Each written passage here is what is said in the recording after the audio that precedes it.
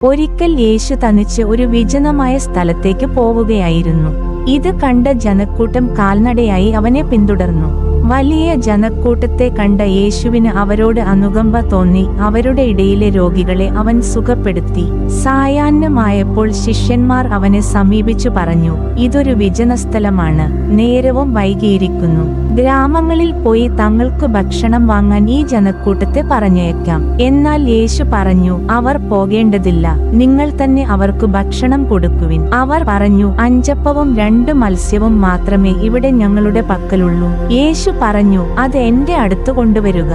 അവൻ ജനക്കൂട്ടത്തോട് പുൽത്തകിടിയിൽ ഇരിക്കാൻ പറഞ്ഞതിനു ശേഷം ആ 5 അപ്പവും 2 മത്സ്യവും എടുത്ത് സ്വർഗത്തിലേക്കു നോക്കി ആശീർവദിച്ച് അപ്പം മുറിച്ച് ശിഷ്യന്മാരെ ഏൽപ്പിച്ചു. അവർ അത് ജനങ്ങൾക്ക് വിളമ്പി. അവരെല്ലാവരും ഭക്ഷിച്ചു തൃപ്തരായി. ബാക്കി വന്ന ഭക്ഷണം അവർ 12 കുട്ട നിറയെ ശേഖരിച്ചു.